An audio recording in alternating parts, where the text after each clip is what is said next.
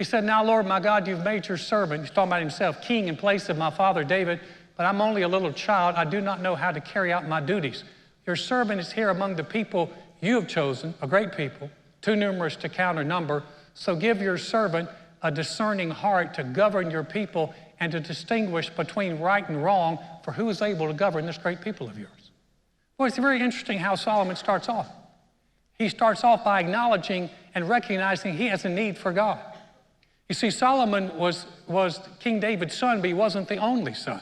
In fact, in Solomon's family, there were older brothers of different wives, and by succession plans, typically the kingship would pass to the oldest son.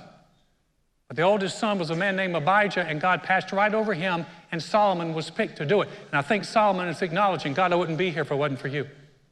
God, I'm acknowledging that you're the one who's put me in this place. And then he acknowledges this. He said, I'm young. I love his attitude. He said, I'm young. I don't know how to lead, on how to come in, go out. God, I need your wisdom. This is a big task, and I need your help. He said, because these are your people. They're not mine.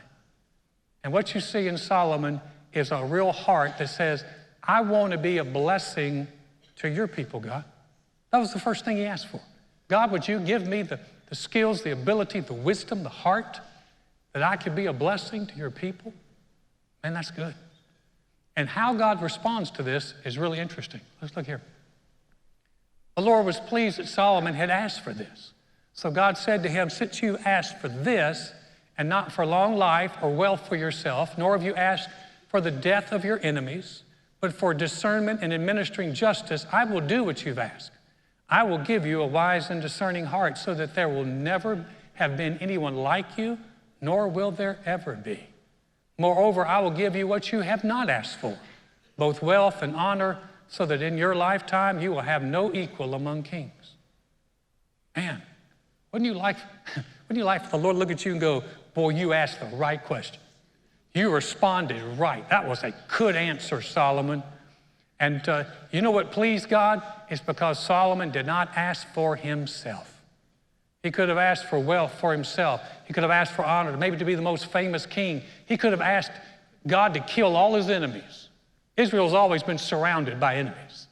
He could have asked God, kill all my enemies, God, so I got an easy time with this. He didn't ask for himself. He said, God, make me a blessing to people, your people. And it pleased God so much, and God said, I'm going to do this for you.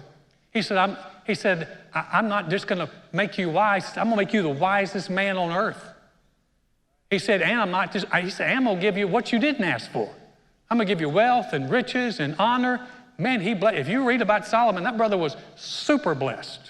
And people came from all over the world to hear the wisdom that came out of his mouth. He had honor. He had blessings. Isn't that just like God? You ask for a little, and he brings it back in a big load and goes, I got more than you could ever ask or think. The Bible said he's able to do exceeding abundantly beyond all we ask or think.